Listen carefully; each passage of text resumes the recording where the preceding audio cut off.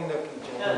Govinda Hare All glories to the Son. Hare Krishna. All glories to the Son. Hare Krishna. All glories to the Son. Hare Krishna. All glories to Shri Shri.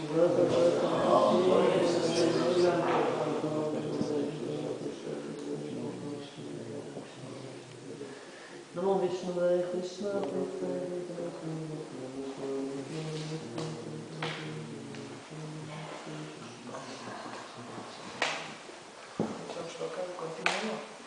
Yeah.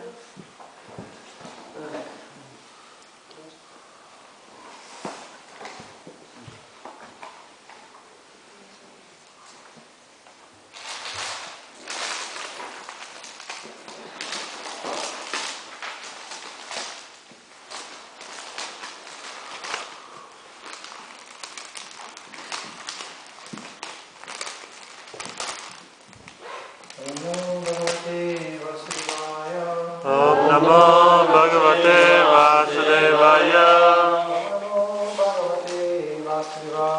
Om Namo Bhagavate Vasudevaya. Om Namo Bhagavate Vasudevaya. Om Namo Bhagavate Vasudevaya. So tonight we can read from Srimad Bhagavad Gita as it is. This is the 5th chapter, text 25.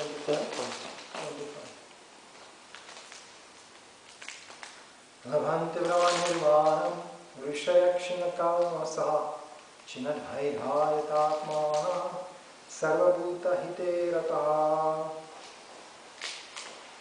Labhante Achieve Brahmanirvanam Liberation in the Supreme. Liberation in the Supreme. Vishayaha Those who are active within. Those who are active within. Kshinakalmasaha Who are devoid of all sins. Who are devoid of all sins.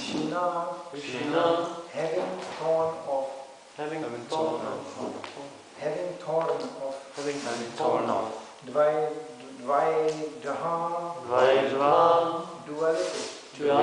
Yatatmanaha Engaged in self-realization. Sarvabhuta For all living entities. Hite In welfare work. Vrataha Engaged. Translation. Those who are beyond the dualities that arise from doubts, whose minds are engaged within, who are always busy working for the welfare of all living beings, and who are free from all sins, achieve liberation in the Supreme. Purport by Srila Prabhupada. Only a person who is fully in Krishna consciousness can be said to be engaged in welfare work for all living entities. When a person is actually in the knowledge that Krishna is the fountainhead of everything, then when he acts in that spirit, he acts for everyone. The suffering of humanity are due to forgetfulness of Krishna as the supreme enjoyer, the supreme proprietor, and the supreme friend. Therefore, to act to revive this consciousness within the entire human society is the highest welfare work.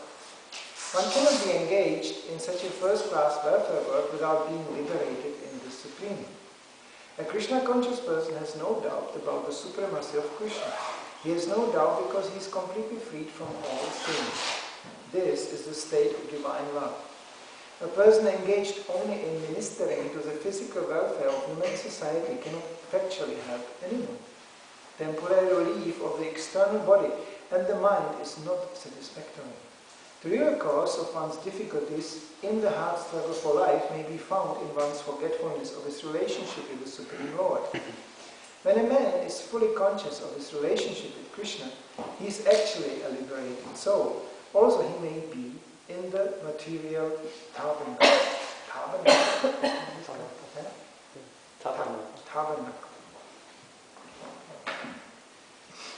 Namo Vishnu Padaya Krishna Prasthaya Bhagavati Mati Bhaktivedanta Swami Kadamni Namaste Saraswati Devam Guruvani Prachayam Vaivishesha Shunvari Pushkati Dazatani.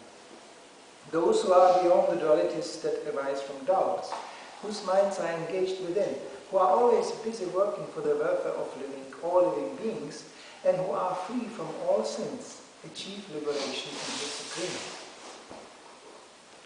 This word liberation, of course, is very often used, very popular, especially in India.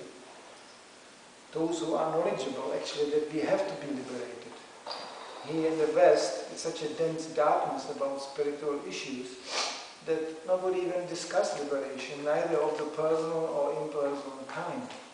Because people think, liberated from what? I'm okay. Why should I be liberated? Yeah, I want to be liberated from misery, and therefore I have to come up to another standard of sense gratification. That's the liberation. Liberation means, Prabhupada said, unconscious struggle, a subconscious struggle to avoid birth, old age, death and disease. It's subconsciously everywhere. We all want to avoid these things. That's why medical industry is so successful. Practically anything you touch, anything you read, anything you hear is about these things. How to avoid the misery. The politicians are running their political party programs.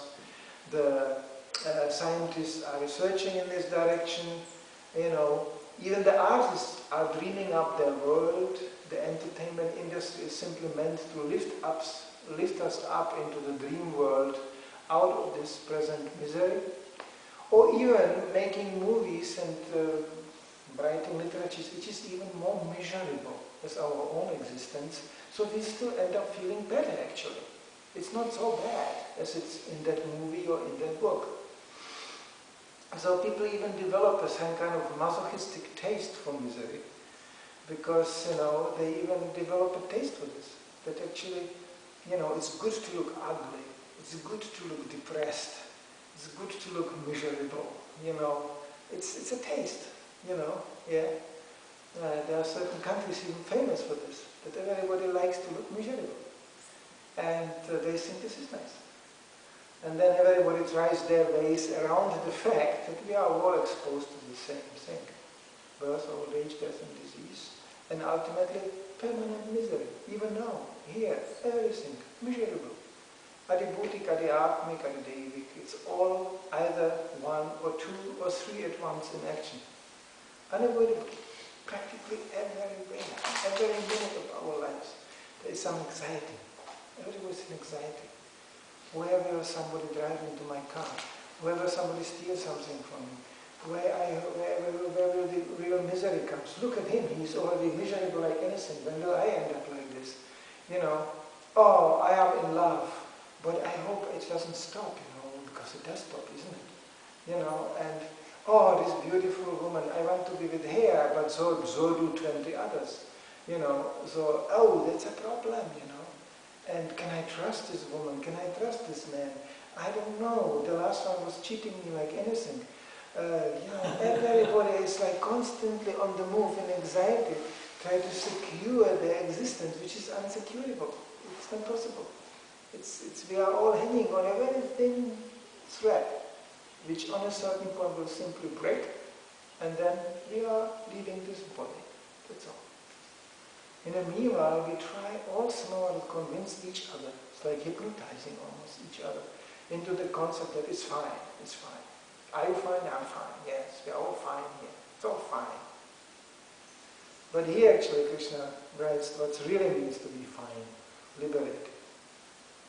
That means actually Prabhupada is immediately taking out of the shloka the essence, because finally his life was entirely dedicated to the welfare of others, but the real welfare, not the other welfare. Sometimes the mundane welfare, care of this body, ends up even worse, making things even worse. It's like, how much money is spent for the medical industry? It's an industry. Like they produce cars, they produce building material, so they produce medicine. And once you produce it, you have to sell it. It's a market. You have to sell it somewhere.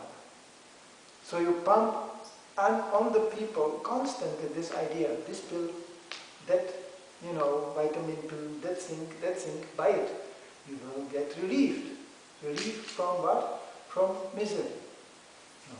You won't. There is no such a pill existing. Such a pill doesn't exist. Take this and you'll be free of misery. No, they have a pills who make you forget misery. That's okay. But forgetting doesn't mean it's gone. Forgetting, it's even dangerous. You forget that you cut your hand, it doesn't hurt. And then it bleeds. And then one day, and soon you have no more blood, it's gone, you're dead. So pain actually, it's good. Because pain means, actually, it's a warning signal. It's warning. Watch out, pain, watch out, pain. Don't touch it. What's the function of pain? It's a warning. You come close to the fire, immediately, what do? You don't have your hand on the fire going, oh, that's really interesting, it's burning. You immediately take it away. So pain means one message. Take it away. Go away. Don't do it. So actually, when you examine this material existence, yes, it's painful, and the message sign is, don't do it. Go away. It's one big message. But illusion means, Prabhupada said that one of the functions of illusion is that actually you take pleasure for pain, a pain for pleasure. You actually, as Krishna says, when you are in Maya, day becomes night and night becomes day. So actually, while you are suffering, you think you are enjoying. And actually, sometimes in Krishna consciousness, while we are enjoying, we are thinking we are suffering.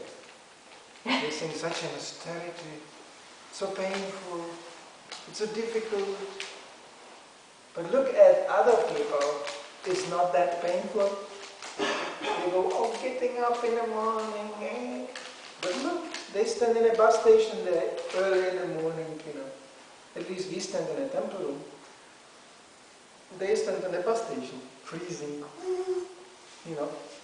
to get to what? To a job. Now job, we don't want to be sarcastic at all, because most of the devotees nowadays have a job. They do work, of course they have a job. So, but none of the devotees I know enjoys the job. They do it because they have to. It's a necessity. Nobody goes, I have such a beautiful job, I love it, I cannot stop working, it's fantastic. No, at the best, you get a job which is according to your guna and karma. Corresponds to your qualities and to your nature. That's very rare. That's already a great blessing when you get that. Most of the people have to get jobs which don't at all correspond to their nature. Herewith, they are even 1,000 times more miserable.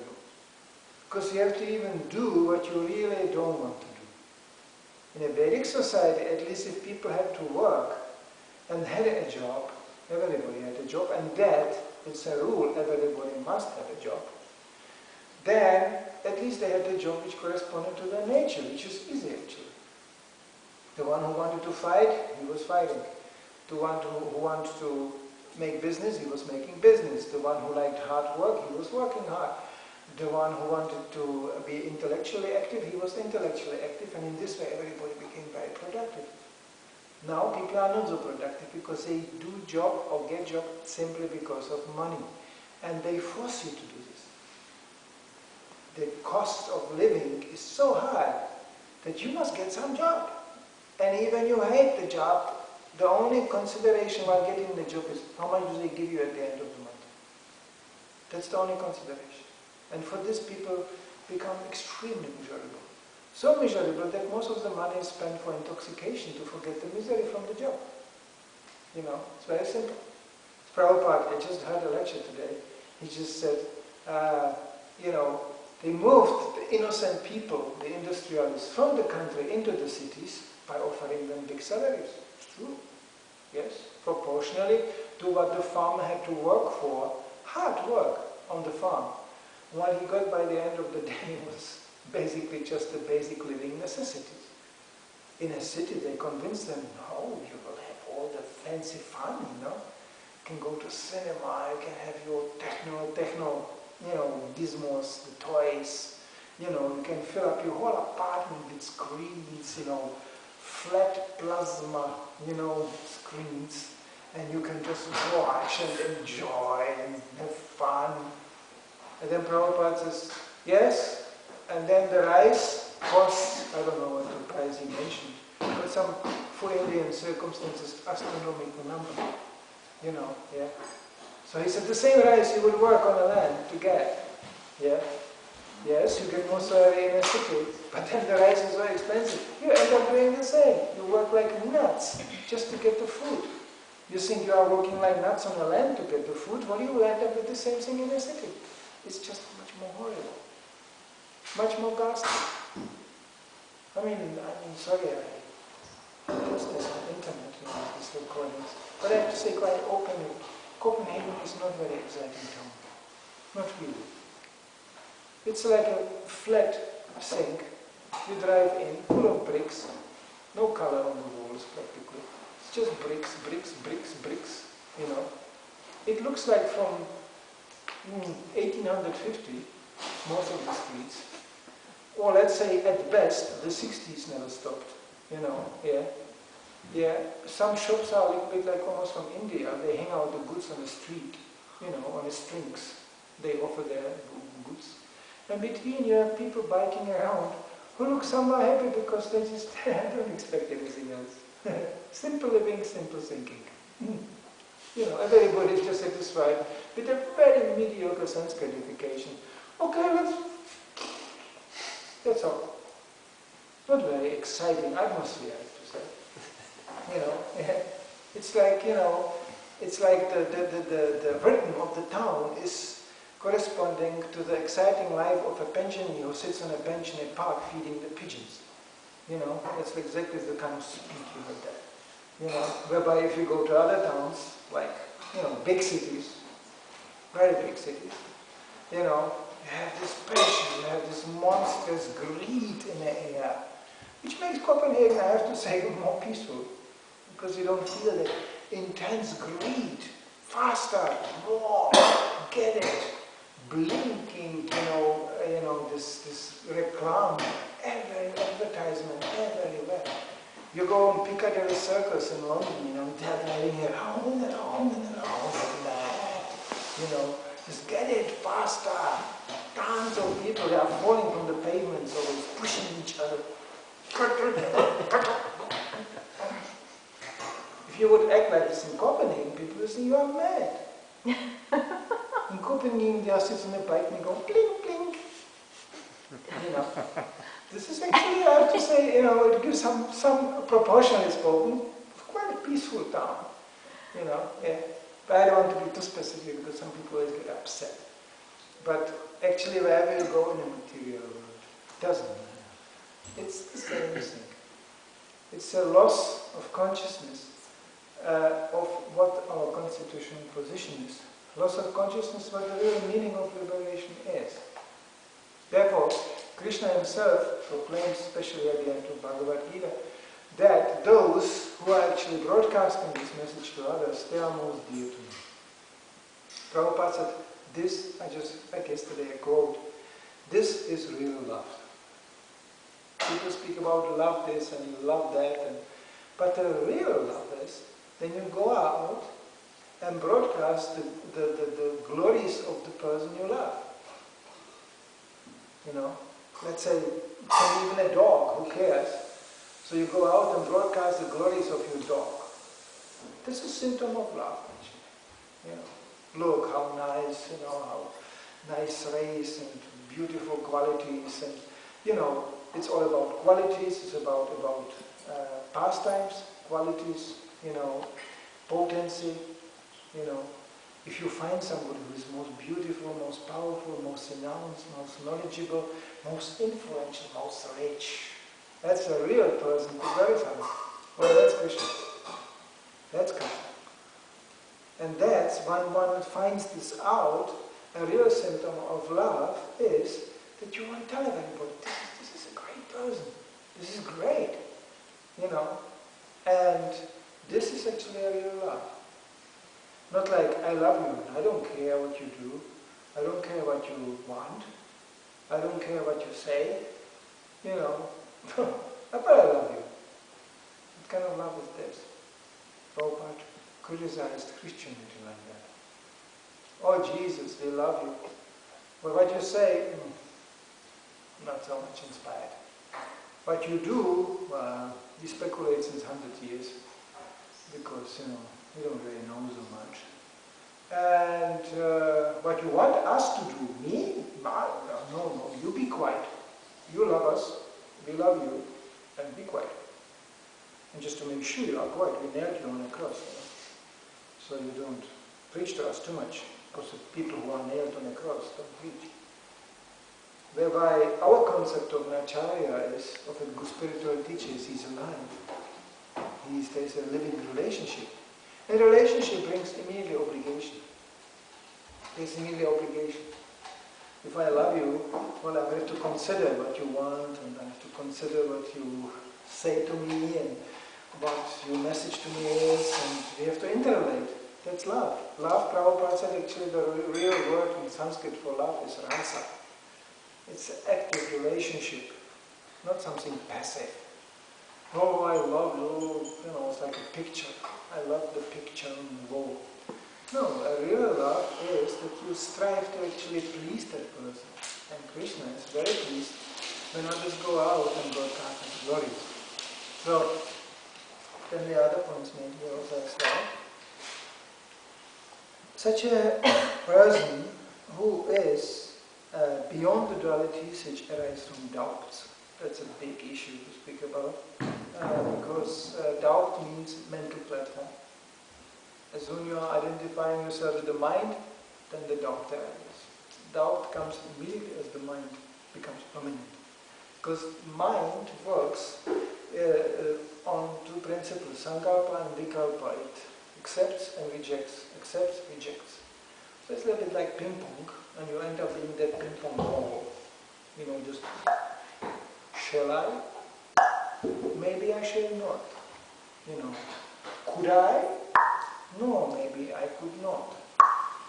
And as you know, in ping pong, the ball basically doesn't go anywhere. It just flies on the table back and forth. It doesn't move anywhere really so much. Even it looks very progressive. Mental people are like that. You can go to Copenhagen University, you'll find plenty of these fellows walking around who go like, shall I, should I? No, maybe we could do. And they write books about this. How they could, they should, they would, if that thing we consider, it's called science nowadays. It's actually a mental ping pong, that's all. Just back and forth, throwing the theories, theses, antitheses, then they try to make some syntheses. It doesn't really work, so they go again, theses, antitheses. It goes punk, punk, punk, punk, punk, punk. And for this, they spend millions and millions to build these ping pong buildings, where they play this mental ping pong back and forth, It's like one big exercising hall. They just go, another professor goes, and then comes another professor, he goes, and then they go like this. And for this, so much money is spent. But ultimately, the only physical result you get out of this, that they are creating something which is quite horrible. Maybe some technological advancement will be there. We will have another brand of concrete to be poured over the highways. Sometimes they shoot a rocket somewhere, we don't know where. We just go silence. Sometimes the rocket goes boom. Another few milliards of dollars up in smoke. And in this way, people are just watching how they are. Some people get it actually. Some people start to revolt. I hope that with the help of the very same science, like right now we see a certain development which creates troubles for certain dictators, that people just get on the internet and make a revolution. In a certain countries where people like to go to streets and burn things down, it's actually a Shudra revolution. But nowadays, because every Shudra can go on internet and going, hey, let's meet 11 o'clock in a marketplace and burn everything down. It's a good idea. And suddenly you have 100,000 people in a marketplace. The police is thinking, who organized this? And the government goes, oh, what is this? And they burn everything down. It's called the internet. Just because they are frustrated, because the leaders didn't give us enough sense gratification. For this we meet on a marketplace 11 o'clock and we burn everything down. Previously it was more difficult. There could be one or two guys running around and go, come on together, let's burn everything down. But you know, it's just two guys screaming on the street. Now is thousands of people screaming through the internet, and here they are on the street burning everything down. So some leaders are getting a bit worried about this development. You know, well, we don't know where that goes, and we don't know how Krishna will interfere with this, or what is his plan, because it could be used for other purposes, isn't it? Once upon a time, you can use internet, you can use everything, and we can also meet and discuss things on internet. Unfortunately, internet doesn't provide any, since we are on that issue, it doesn't provide any ethical side of things. Okay? There's no more code of behavior. That's really bad, because that's really anti-Vedic. So for in the Vedic times they already had internet, but it was in the head. It was for the very advanced yogis, brahmanas. They could communicate in subtle ways. They knew this moon is coming. There was no email. They knew he is coming, and there he came. Oh, very nice. Hare Krishna. And they had spiritual discourses. Now we have a garbage discourses. We can twitter the whole day around about any kind of garbage you can imagine. I am sitting now on a toilet. Very important, you know. The whole world has to know it. Big news. People are narcissistic like anything, broadcasting the most ridiculous things, pathetic, mediocre details of their lives all over the world. And they feel very excited about it. It's like puberty, you know. It's like, I am here. In a puberty, you have this strive to demonstrate to the world, I'm here. So this is like puberty on internet, you know. It's just like, I am here. And the other one goes, me too. What are you eating? I'm eating a banana. Well, it's a big news, you know. The whole world knows that you are eating a banana. So this is not exactly what Vedic culture is about. In Vedic culture, broadcasting of news and publicizing anything was a strictly Brahminical activity.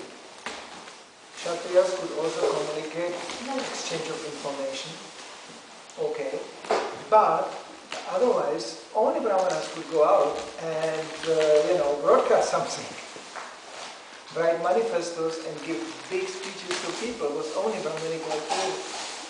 Nobody else could do that. It was forbidden. Some Shudra came up on the market and was going, I got an idea, I know. Immediately some Brahmana was there going, my dear sir, where is the idea coming from?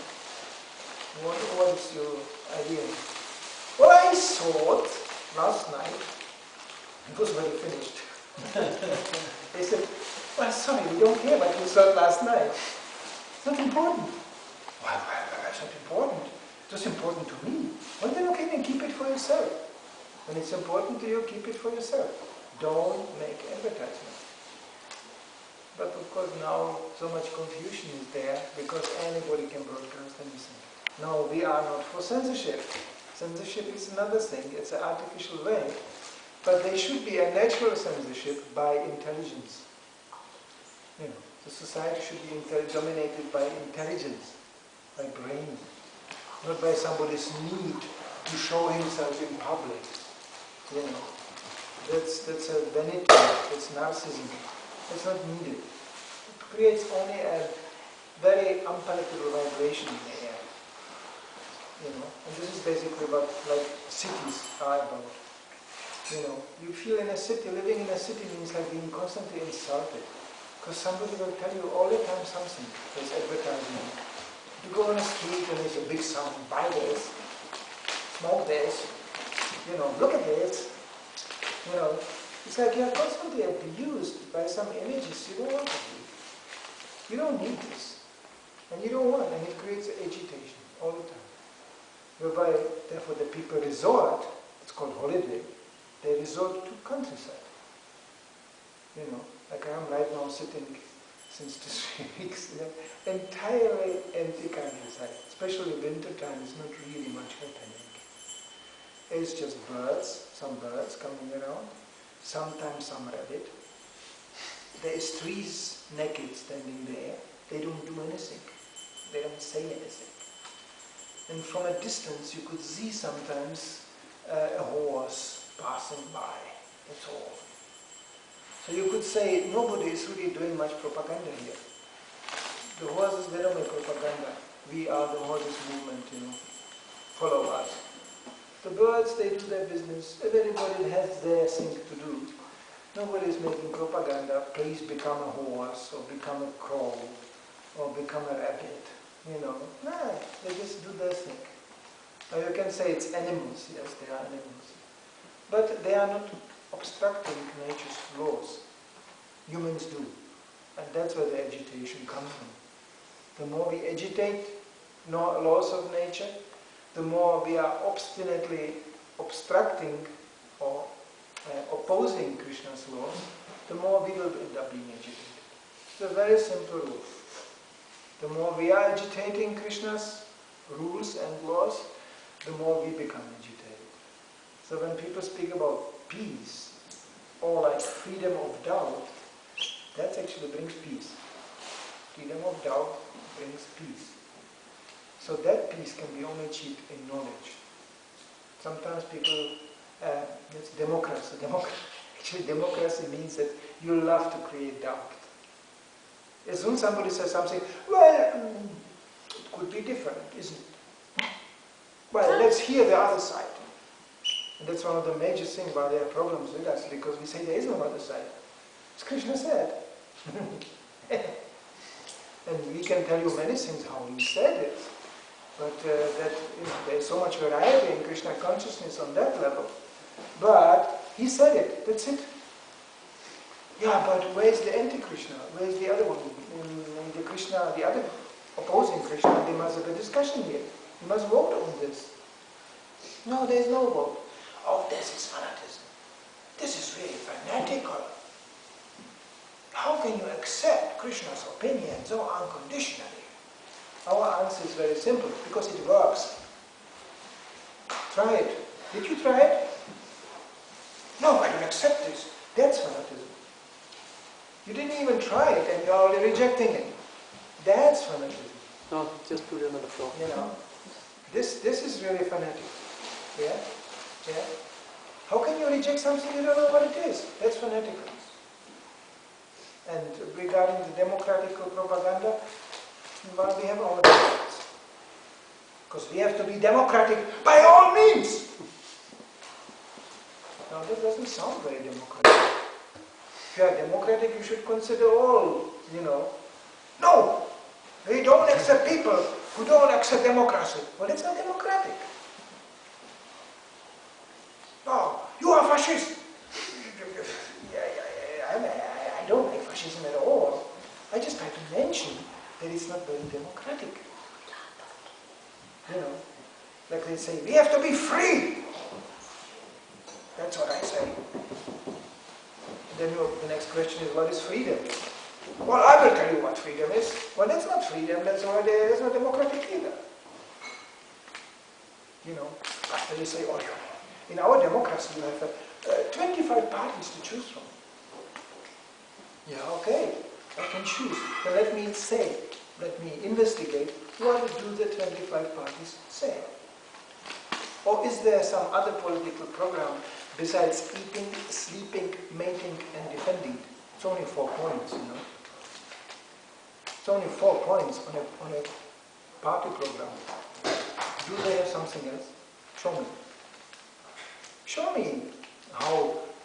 No, you find only, no, we should eat, sleep, mate and defend ourselves in a communistic way, in a capitalistic way, in a Christian way, in a Muslim way, in a Hindu way. Eating, sleeping, making and defending is the same thing. What's new in the program? Does somebody have something new in the program? So these kind of things are actually very simple. The new comes when Krishna says there is another level beyond these dualities, beyond doubt, beyond these things. There's another level. And that's called transcendental. Actually a level where we come to rest. with our own mediocre thinking. And we don't ask people to believe. We don't ask people to follow blindly. Not at all. Prabhupada was always encouraging thought. Therefore he dared to enter. You know what it was those days in the 60s? Prabhupada entered the most chaotic, avant-garde, beatnik it was called, the most confused, mentally uproar scene you could ever find on this planet. It was called San Francisco. Anybody with the craziest ideas, cooking them up and discussing and even accelerated by excessive drug consumption. Everybody was just... Actually, we'd call it crazy. But Prabhupada actually entered this scene. And he preached something to these young people. No illicit sex life. That was the last thing they had, these hippies. They were agreeing. No meat eating, fine with me. No intoxication, why? And no sex life. This is crazy. Then I'm dead. No, but finally they did that. How did Prabhupada do that? That he actually convinced these people who were living from this very same violation of these very same principles to follow them. This was because on his own personal example, they could see how happy he is, how satisfied he is, being beyond the level of doubt. This was very convincing. They could not understand actually what he's talking. The rational part was, we still have a hard time with the rational part until today. But they could feel, this is real. This is somebody who is really, because they saw Prabhupada had nothing to offer. He had no money, he had no institution, he had no physical facilities. You could offer them on that level practically nothing. In the beginning there was nothing to offer.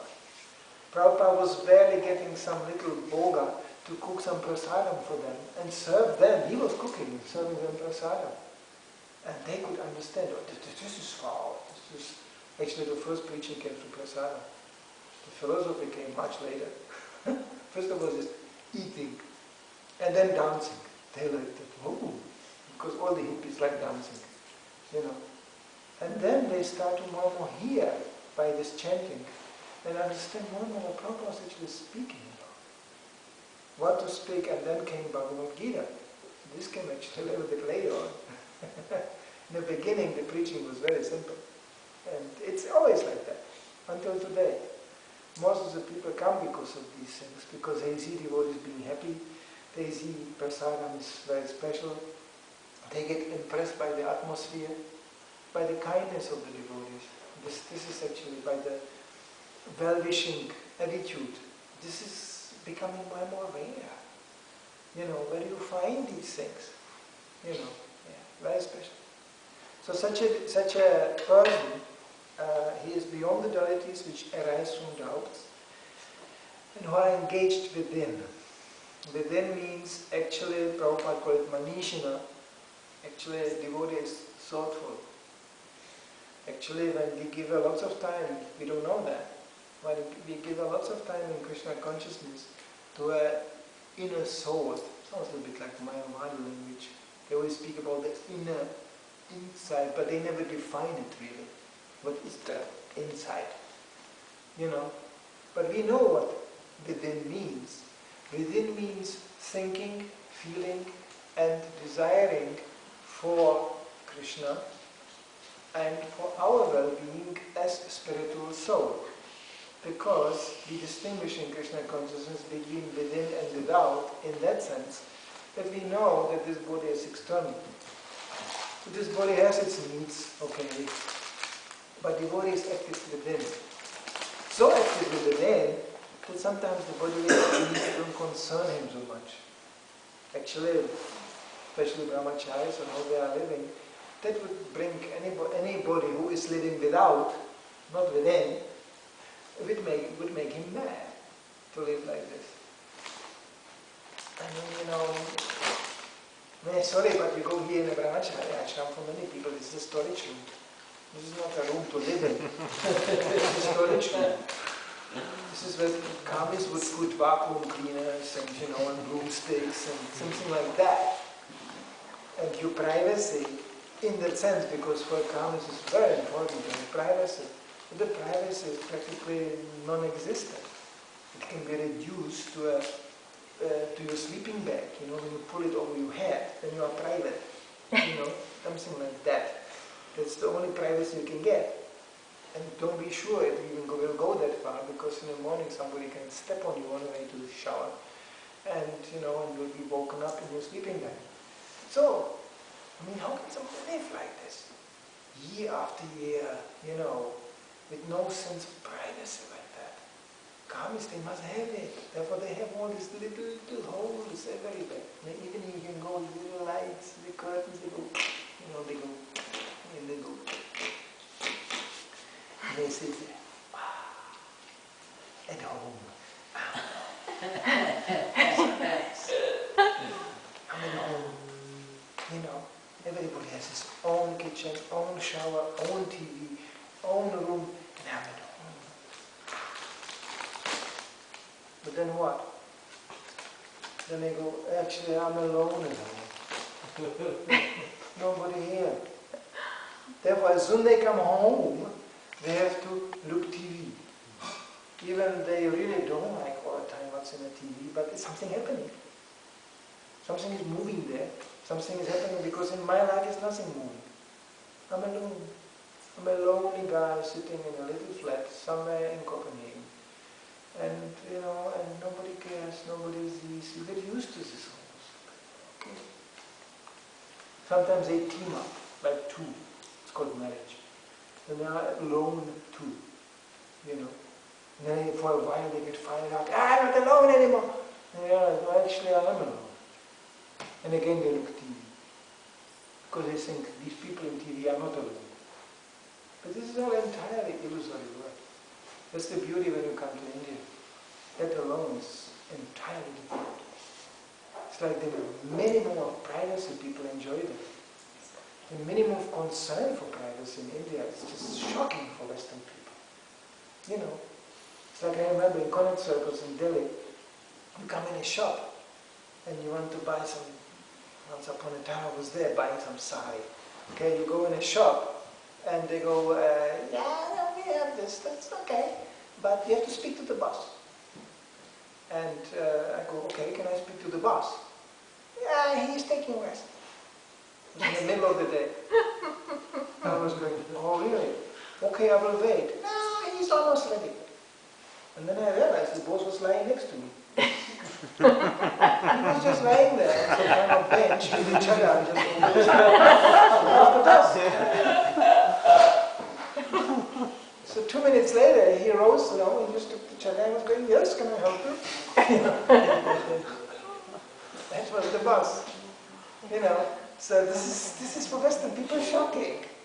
There's no privacy. People take bath publicly, they pass even publicly, they congregate in masses. Chandichok, that's a place. Chandichok, that's what it is, Calcutta or something like this, isn't it? Delhi, Calcutta, no. Calcutta, Chandichok? Delhi. Delhi, huh? The most intense place I ever saw.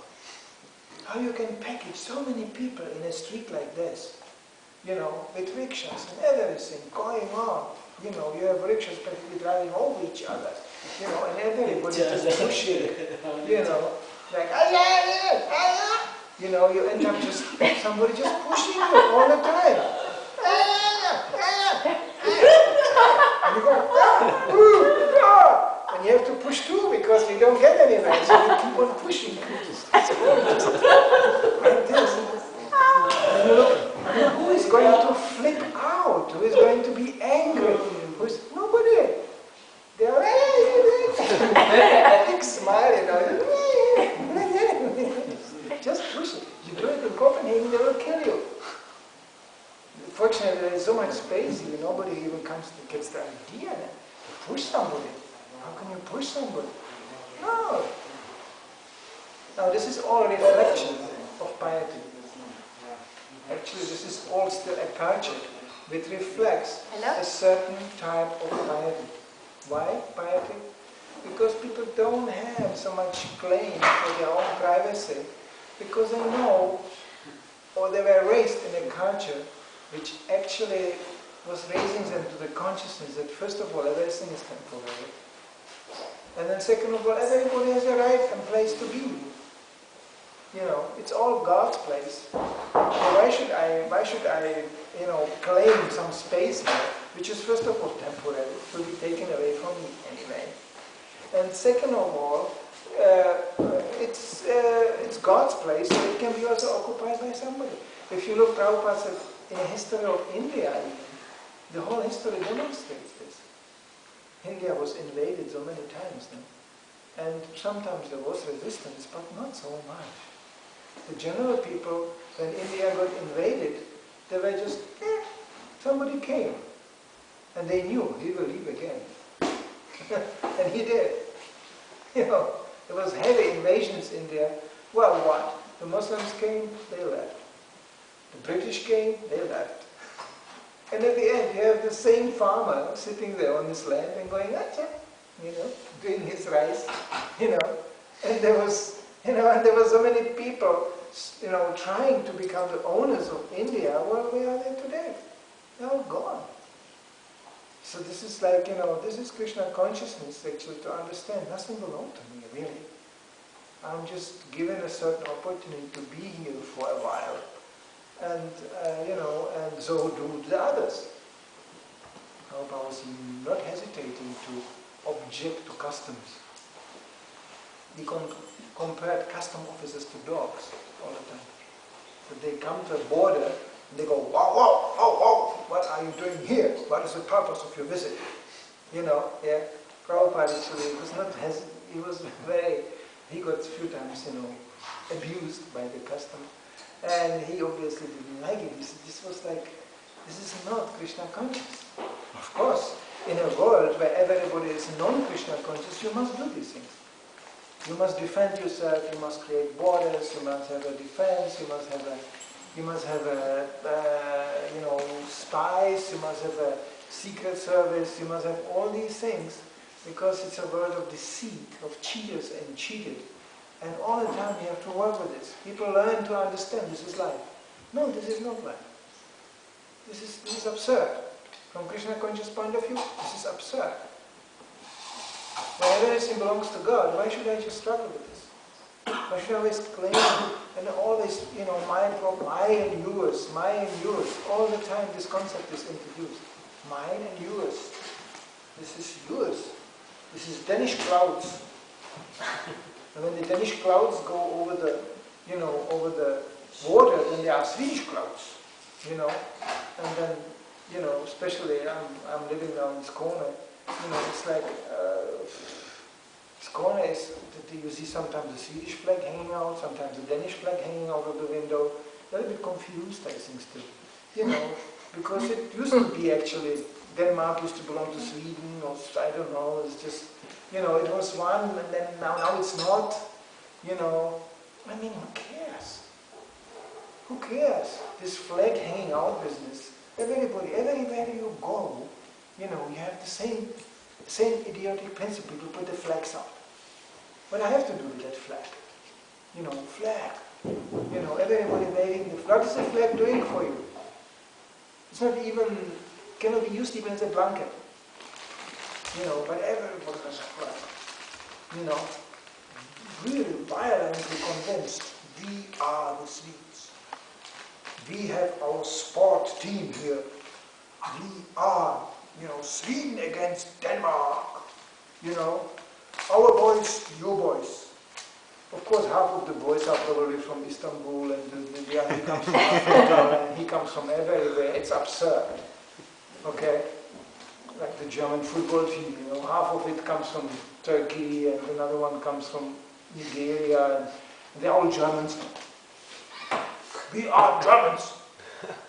And Mr. Adolf Hitler will flip out, What?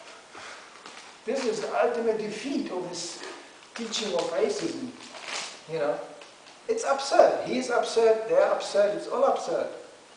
Because we are not this body. If, identifying oneself with these identities, it's entirely temporary.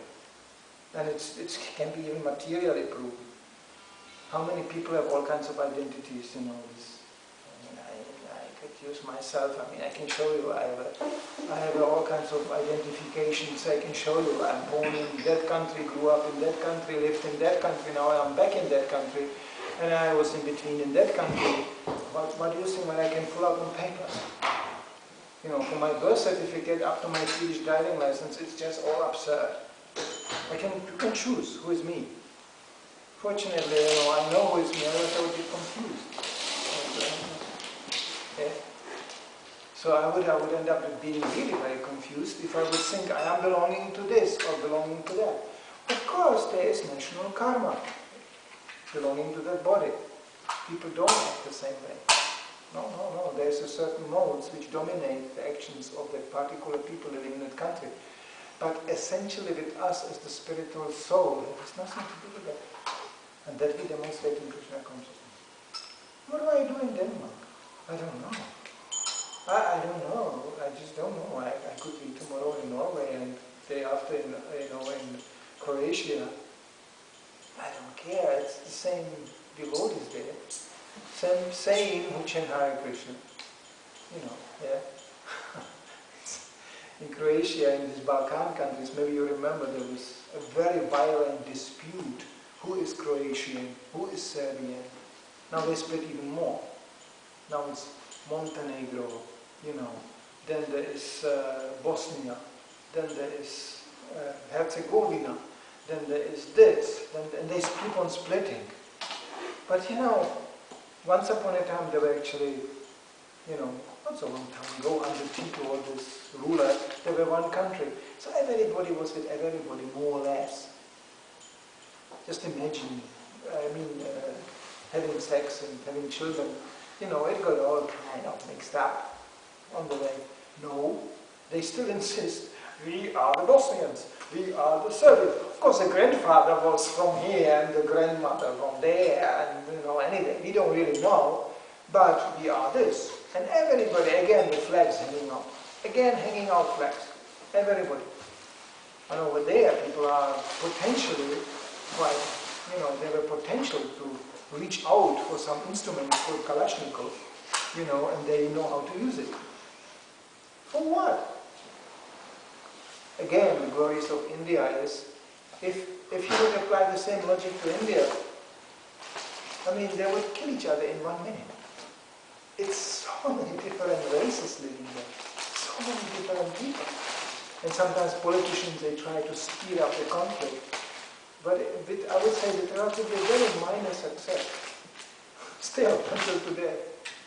Because if you imagine how many different people live in India, from north to the south, and they live with each other.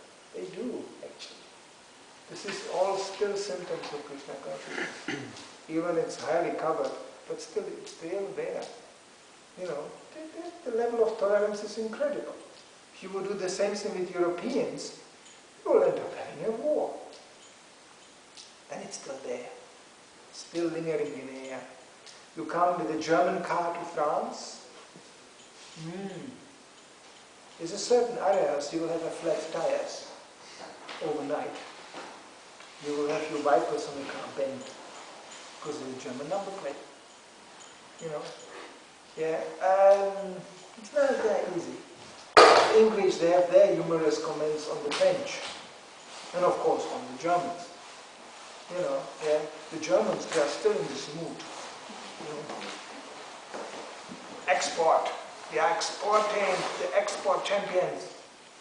It's all still there, cooking underneath. It's just a question of time when it breaks out again in some violent conflict. It will.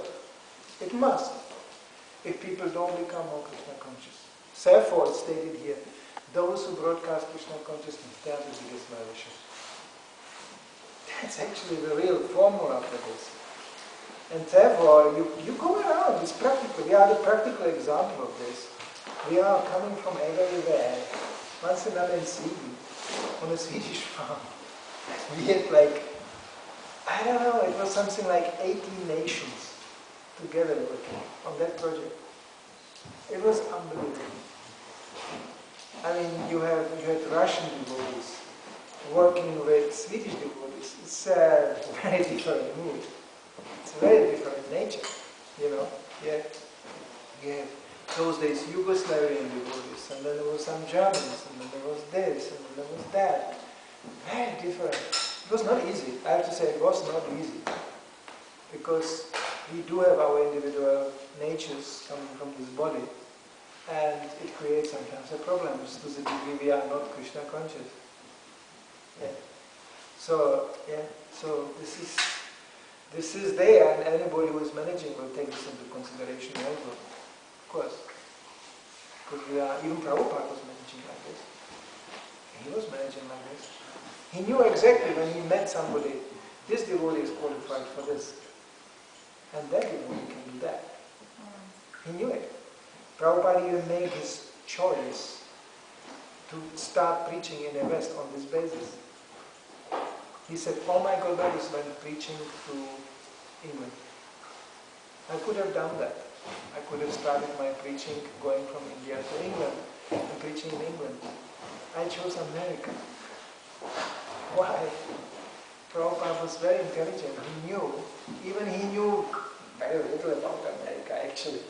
But he knew that's in the future where people will always look to. They will not look towards what are they doing in England. They will look what are they doing in America. So, if people will become more Krishna conscious in America, people will automatically get also more influenced by that. Just because it started in America. Then he also knew there is an American, it's historically demonstrated, the Americans, they have a very, there's a mood in that nation to expand. You know, they are very tough actually. Sometimes you hear a whole town gets wiped out by a tornado in America. I saw a picture, you know, of a town. The tornado was going all over the town. Small town, 20,000 people. But in 1 hour it was gone. It was just the streets left. You could see exactly that the streets closed. There was one gas station still standing there. And all the houses were gone. The tornado was just like a vacuum cleaner, just sweeping it all up. Boom. And people living in such an area, being used to it, they were sitting in the cellar waiting until the houses appeared. And when the houses appeared, they came out of the ground. There was nothing there. It was just, the photo was really far. It was like atomic bomb. There was nothing there. Yeah, well, in 3 years, they had the town back again. You know, they were going, no, we are not going to leave this place. You know, and they build it up again. Let's go. It's America. Prabhupada liked that nature. He just thought, this is useful for spreading Krishna consciousness. Therefore, he was sending his first American disciples to the most far-out location. Japan, all kinds of places. These devotees never went there. And he said, you spread Krishna consciousness there. And they did that. They actually did that. I don't know how the Danish yatra started with the Scandinavian. I remember this was like a wild north.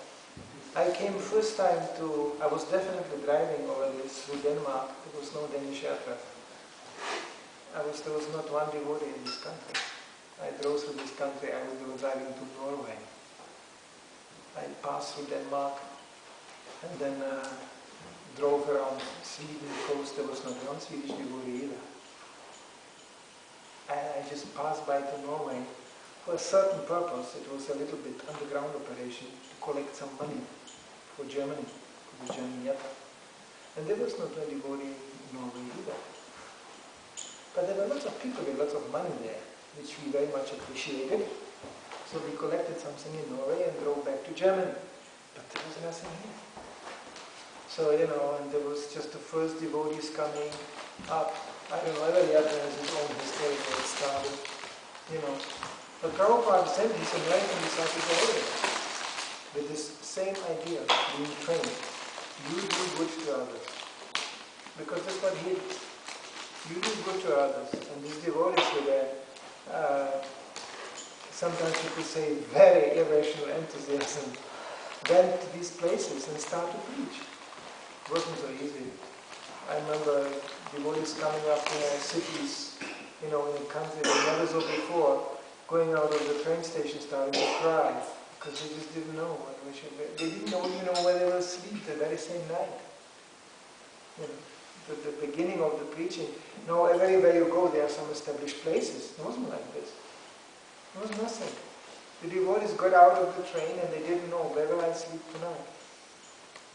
And they obviously did survive. Yeah. In Germany, devotees rented a flat. Then Prabhupada said, I have 108 temples all over the world. At that time, actually, it was 108 flats. It was not really big temples. It was just 108 rented apartments, really. But Prabhupada was very bold in his propaganda. He was saying, I have 108 temples. And actually apartments were temples. And devotees preached from these apartments, sometimes not knowing how they should pay the rent next month. There are many stories around these apartments. I remember in Germany it came to a point where devotees were so desperate in Hamburg, they didn't have the money to pay the next rent. So anyway, they would just go out. There were actually a period, just to mention it, where Prabhupada saw the devotees are a little bit lazy. They just, chant and, la la la la, they feel very superior, great, we are transcendental. So actually Prabhupada gave an amazing order. He said everybody should get a job. And they did. Of course, what Prabhupada said, they did. So I remember Krishna Maharaj used to say, he used to work in a laboratory, photo laboratory, carrying developed films. Nowadays in the digital age, it's not even possible to describe. But he was carrying the films back and forth. They can dry and develop between two hot walls. So he said, it was exactly like in hell. You're walking, between two hot plates, like this. So, it was like everybody. I remember our Hansa Tuta GBC in Germany. He was working in the post office, carrying parcels. And then after a while, Prabhupada observed that devotees get more and more conditioned by this. They return to their own habits by associating with karmis, they start to smoke, some of them again, and things like that. And, so Prabhupada didn't like it, then he gave another order. No more work. Finished. No more. Then devotees got shocked because they got used to it, that when they earn money, they can pay the rent. They said, but Prabhupada, we will pay rent. No more jobs, nothing. Prabhupada said, no more jobs. Everybody out and chanted. In Hamburg, it was like a bomb, They just said, well, we are going to survive. But they trusted. Prabhupada said, okay, we do it. So everybody got out on the street, and it was blissful. It was, again, Harinam on the street. I remember, I heard the story. The first day they did that, out of the crowd, a completely, very inspired, but I say a little bit intoxicated gentleman emerged from Italy, who was just visiting Hamburg. And he danced with the devotees. Italian people are very pious. Even when they are drunk, they are pious. So they just, joined immediately, ooh, he was completely in bliss. And then he wanted to go with the devotees immediately to the temple. So they brought him to the flat, and he asked if he can stay overnight and be, making bhakti yoga. He was completely fired up. So they were preaching to him, yes, great, and he stayed overnight. The next morning he left and he gave a donation which was, I think, big enough to pay the rent for him. And nobody ever saw the man again. So they would be going, oh, Hare Krishna. And let's go Hare Ram again. They realized actually if you have a faith and you are doing the right thing, Krishna will help. And if you don't do the right thing, then it will never work. It doesn't matter how you struggle, it will not work. And sometimes there are difficulties, there are challenges. Prabhupada faced these challenges as well. But it ultimately does work, and Krishna wants to help. And Krishna is blessing our attempts. It will work, even by a very irrational means. You cannot materially understand why it works. It will work. So this is our logic. It has to be blessed by Krishna. Otherwise, Maharaj always said, if Krishna willing, yeah, if he wants, if he gives blessings, then our attempts will succeed. Otherwise, no. So this is the logic of the devotee.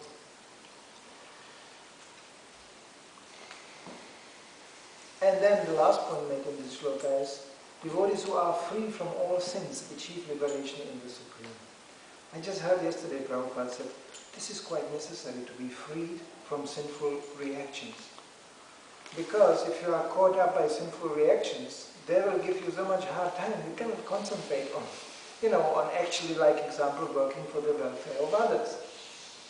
That's the reason why Krishna is liberating a devotee from the sinful reactions, so he can be free to do that. He's not doing that the devotee can go, that's great, I'm liberated, wonderful, and sits and relaxes, even I would say in a pseudo-spiritual way. Yeah, this is not why Krishna is relieving the devotee from the sinful reactions. He is actually relieving him so he can preach.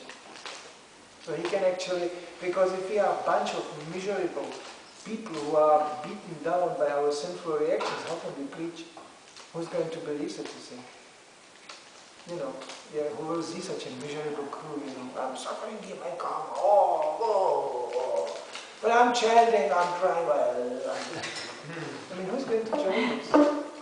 So therefore Krishna is actually relieving a devotee, so he can preach for him. And you can see when you stop preaching, then the karmic thing comes slowly. This is actually what it is. Now I shouldn't be too loud about this. I'm a grihastha. For grihasthas preaching is always more difficult as for brahmachari, naturally. But at least the mood should be there. Like Prabhupada said, I never, when he had his portion of grihastha life, he said, I never forgot the mission of my spiritual master. In my heart, I never gave it up. I always planned and strived for this, even having my grihastha responsibilities. So one should always try to be giving. Actually, Prabhupada especially appealed to the Indian community because they have such an easy time. Like when you are from India and you preach Krishna consciousness, you have something Western people don't have. You have that asset. Because you also present it from a culture point of view. From our culture, I'm from India. Hare Krishna. When I say Hare Krishna, it's my culture, they say, what? You? Where were you born? What did you do? And how long you are chanting anyway? They think I just got some idea, I follow some ritual, I follow some sect. But when Indians preach like that, then it's very difficult to say, yeah, member of some sect. What? How many millions of people are members of that sect? It's very difficult. The same thing like they used to argue with us. Vegetarianism is dangerous. I used to tell them, really? Then all the Indians are already dead or what? There's a whole country, millions and millions. I don't know the total number of India. They never can count this anyway. Whatever they tell you how many Indians are there, they are wrong. Because you never know. How can you count it? It's like counting ants. It's like, it's not possible to count really. No, but what is the number, official number in India? 1.5. 1.8 billion. Huh? 1.8. 1.2 billion. See, it's already increasing. Last night it increased. I tell you, it increased last night for sure. Because once in India, they know very well how to reproduce themselves. That they know very well. They are very busy in the field. The 1.8, no? 1.8 milliards? Billion, yeah. Billion. How do you count this? And they're all vegetarians. They're all dying. 1.8 billion people is dying. It's very dangerous to be vegetarian. There used to be a propaganda like this. Now, fortunately, it's stopped. Everybody gave up with this. It's only in certain countries they come up with this point, dangerous vegetarianism. But Prabhupada had a great hope. That 1.8 billion people, only a little percentage starts to preach Krishna consciousness. That's a powerful thing to do. And Prabhupada had that idea originally. He wanted to create ISKCON in India, a small ISKCON. with a perfect pujari, perfect cook, perfect mridanga player, perfect preacher, like that, and bring it to the West, like a sample for the Western people to see and learn from it. That was his original idea. It was called League of Devotees. He wanted to have it like that. But somehow the response was very, very, as they also say, it's very difficult to be a preacher in your own country. You know, Prabhupada was just a, you could say, a retired businessman walking around. Well, there are so many in India, you know. And they looked at him like, yes, Swamiji, it's okay, but, you know, not with me. And he was very disgusted. He was very, very disgusted. That came later on when he came back to India with his Western disciples. Then sometimes I would say you almost like pay them back for this. Because the lectures he gave were really fired up. You know, Prabhupada's preaching in India was very hot, very frank to the point. Because he said Indian people also have one great asset. They have a natural inclination to accept authority. Whereby the Western people, they have a natural instinct to avoid authority. You know, yeah. And this is helpful when they get the right authority. When they get the wrong authority, which is also an example of India. Indians get so cheated sometimes, it's unbelievable. You know, it's just, here goes sometimes, and I'm not so well versed in India, but it already impressed me how simple these people are. They believe in everything. These villagers, you know, somebody comes and I'm Krishna, and they go, oh, you know, and they immediately donation, you know, every village has some incarnation, or some, you know, some, you know, so every village has something. People go and say, this tree that's where Lord Nityananda was kicking on this stone. And immediately they all come, oh, the stone, oh! You know, and nobody verifies the whole thing. Nobody cares, because they are pious. They want to worship, but sometimes they get the wrong address. You know, so many cheaters in India, it's unbelievable. You know, these foul guys with foul hairs, you know, and people come, Ashirvad, Ashirvad, Ashirvad. And then they go, you know, in the West they would slap such a guy in the face, you know. But it is actually very innocent. It's actually nice, but sometimes unfortunately wrong address. You know? So Prabhupada was very clear on this. He was very heavy in India. He was attacking this bogus gurus, cheating preaching, you know, nonsensical concocted things. You know, in India it gets very subtle sometimes, very subtle. For us Westerners, devotees wanted me once, you know, go to India, preach in India. Oh, I would have to shape up. In India to preach is very challenging because people come up with very nice things, but underneath there's sometimes something very poisonous. It's usually the same good old Mayavada, you know, the Mayavada doctrine, but you don't recognize it in the first place. It looks sometimes like almost like, oh, it's a Vaishnava, it's a devotee. But then comes suddenly something very poisonous behind. So this is, you know, Prabhupada said, India has the best devotees and the best demons. You know? So therefore Prabhupada was so important. It was so important to learn from him. To see him preaching in India must have been incredible lessons. You got on the road there to see him doing this because he knew exactly where they are. So this is ultimately what Krishna is doing. He's freeing his devotee from sinful reactions so he can act for the welfare of others and ultimately gain freedom of Dharma. And some questions upon this? Regarding this collective karma, did Prabhupada categorize or preach according to different nations and their collective karma and their different mentalities? Or did Prabhupada preach more directly, in your opinion, to just preach the pure Krishna consciousness and not considering so much the conditioned nature? That's where he started. The basis was always the same. But, yes, not only that, Prabhupada would very much discriminate person to person. Therefore he was successful in his preaching because he knew exactly what people can take.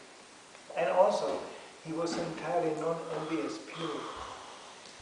I mean, can you imagine, in South Africa he goes that, black skin is a sign of, it's a sinful reaction, sinful activity. In South Africa, between black people, he said that they would kill him for that normally.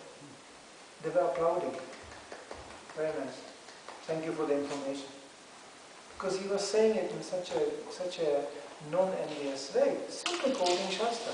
Absolute quoting Shastra. Total faith to Shastra. And people recognize that. So it wasn't always that easy. Prabhupada had a hard time with the feministic movement. They were going really bananas. It was just coming up, in America. It was tough. It was tough. Prabhupada didn't move 1 inch. Just stayed in his point. And actually, the more he was actually not attacking the feministic movement, but disagreeing with it, the more Matajis were joining. It's amazing. Prabhupada said, women are less intelligent, more Matajis joined. It was really found. The feminists are freaking out. What are you doing? And more joining. Because any honest Mataji in Krishna consciousness knows her limits and takes shelter. The man too is the same thing. My favorite, please don't conflict with me, but my favorite answer to feministic, aggressive movement, that just because there are so many stupid men on this planet, it doesn't make women more intelligent. It's a universe of stupidity, so what do you want to choose from? Who is less intelligent? Sorry, from Krishna conscious point of view, we are all idiots. Totally depending on Krishna's mercy. It's just somebody has long hair, somebody is a seeker. Sorry, but that's sometimes really a detail. And I was accused myself several times to be chauvinistic and to be the more devotees fall in Maya, the more they get these tones, Yeah. I just got an email 2 days ago, your hatred towards people is upsetting me, Yeah. And, hatred, why should I hate somebody? It's just, it's just... But, sorry, I'm not going to change what Prabhupada said. I will not do it. Even I agree that myself, I have a long way to go to this, to get these realizations, but I'm not going to change it, just for somebody pleasing someone. Prabhupada didn't change anything either. No way. And people who are serious, they realize, they will be honest, and they realize, yes, we all need shelter. Who is less intelligent? We are all less intelligent from the Shastric point of view. And it's so nice not to play any games.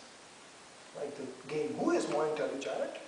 This is so pathetic about the feministic movement, so embarrassing. I feel so embarrassed when I'm exposed to this. I tell you, I saw recordings from the early days of the feministic movement in Sweden. It's so embarrassing to see. These girls, there was a time in Sweden, my wife could tell you more. So there was women just going there when men were speaking. Just the fact that the men were speaking in some meeting, the women broke into the door and they were going, shut up, shut up, shut up. They had nothing to say, they just shouted the men down. That was like the success of the operation. And the men just with the posters going, bang, bang, bang, bang, bang, bang. It's embarrassing. It's just as embarrassing as the man would walk around going, bang, bang, bang, bang. I mean, what do you want to tell me? What is this? Like children, inferiority complex. Children playing with grown-up people. Sometimes children dress up in a dress like grown-up people. They get big shoes and they walk around. And then they fall on their nose because the shoes are too big. So why do this? Any child who is a child is okay. Any woman who is a woman who just doesn't play anything else, it's okay. It's okay, let's agree on that. We got these bodies, men will act this way and women will act that way. So what? You cannot even change the voice. You know, you cannot change nothing. It's there. Krishna gave it to you, so live with it. And serve Krishna, and it all becomes very nice. So we are the only movement which is not discriminating.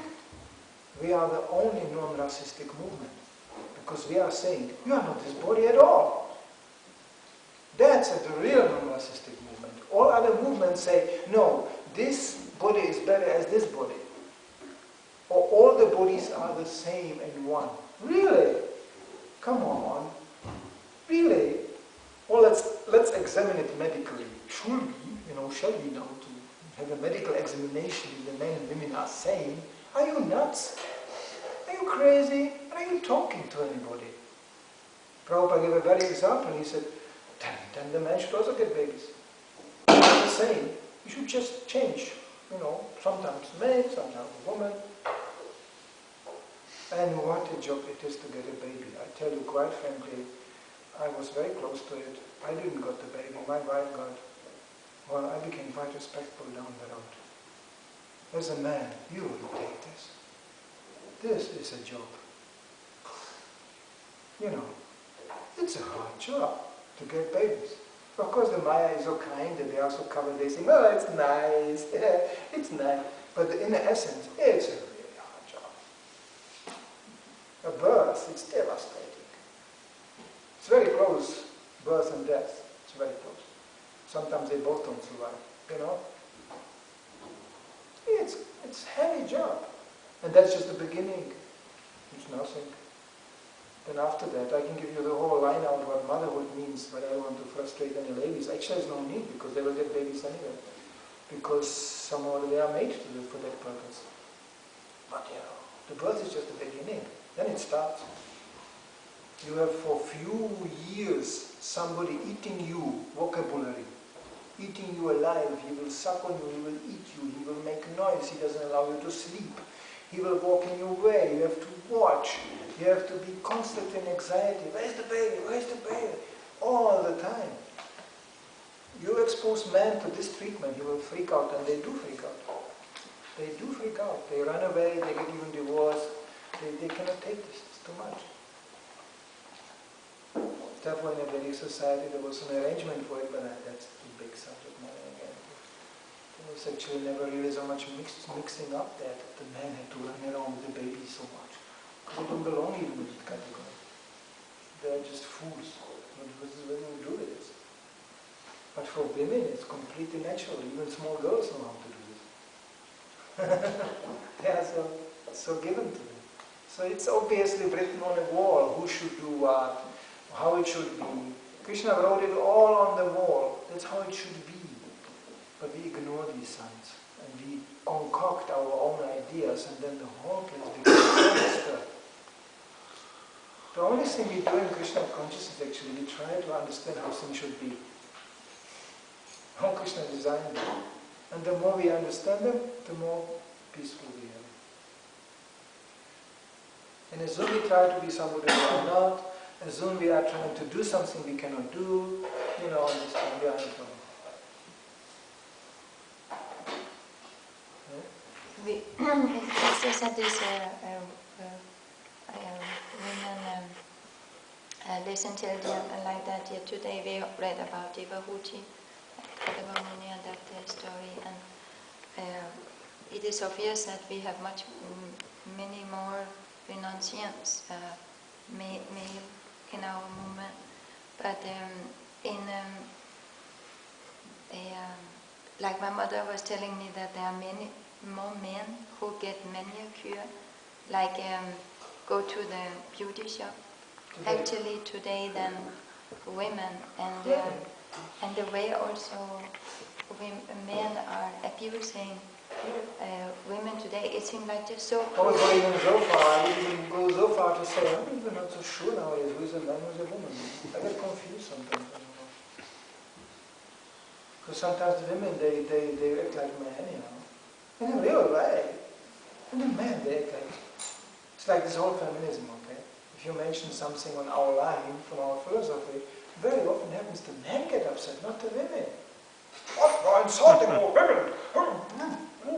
You know, yeah. The women, they just go, okay, you know, so what? It's like things are getting very confused. I know already myself, I have a personal experience of people not being so sure in which kind of sex they belong to. They are born as a man, they die like a woman.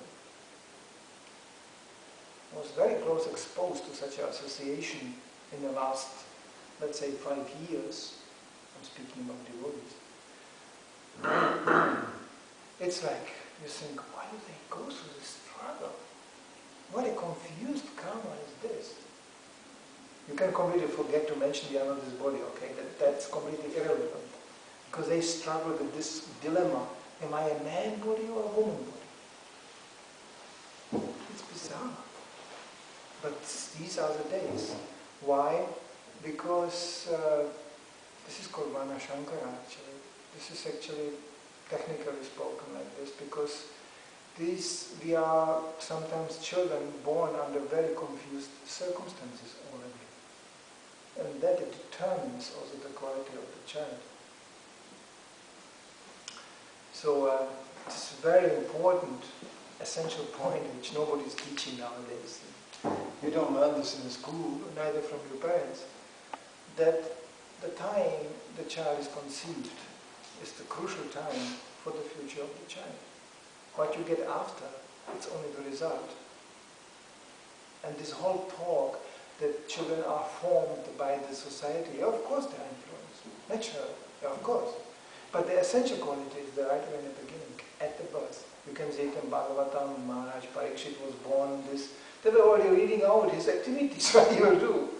It was like, oh yeah, here comes Maharaj Parikshit, and he will become this, and he will do that. And how did they know?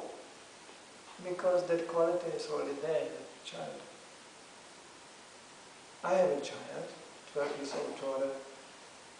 I don't think I could change on her one thing.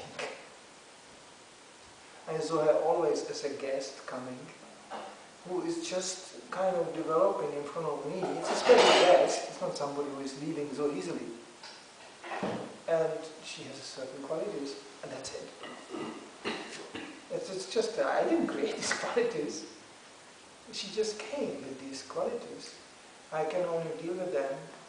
I can try to discourage the, not so good ones, and encourage the better ones.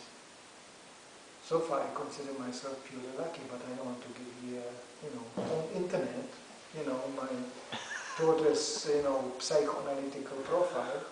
But just to use it as an example, really personal experience I have is that I'm not going to change her much. She has a certain, qualities. And these are just more and more manifesting in front of me. I'm just looking, oh, wow, yeah, that's how it's going to be. Most of the children nowadays, or many are unwanted children, which were conceived accidentally or under very unfavorable circumstances.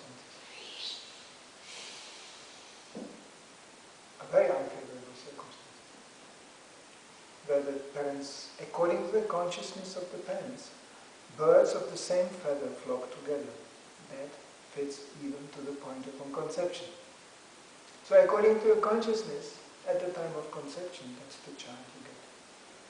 When you are drunk, stoned, Copenhagen, dopehead, and you just get pregnant like this, what do you think? Who is coming?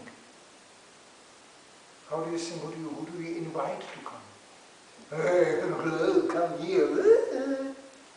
Well, you will get him or her. Hello, you're coming. Oh.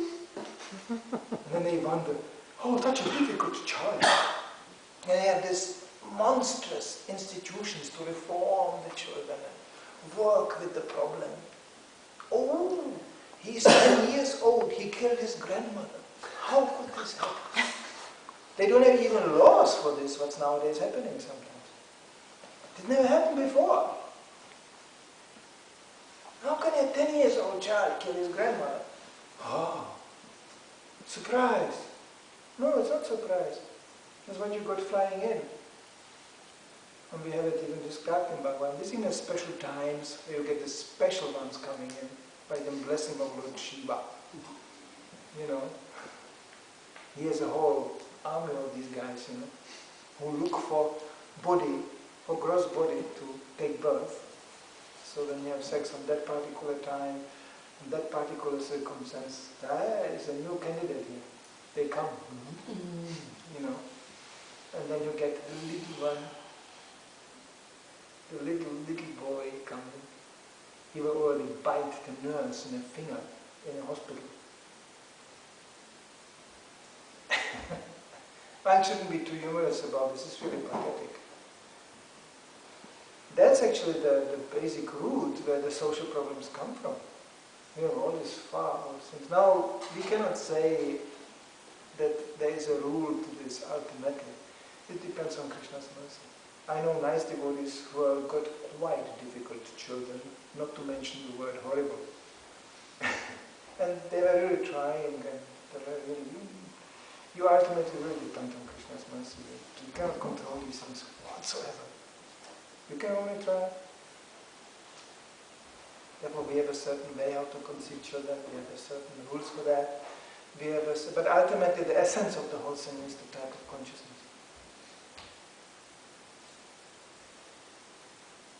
I know even parents who are quite in Maya, but the children are quite nice actually. They are more inclined sometimes to Krishna consciousness as the parents. And there are sometimes parents more inclined to Krishna consciousness than the children. So you don't know.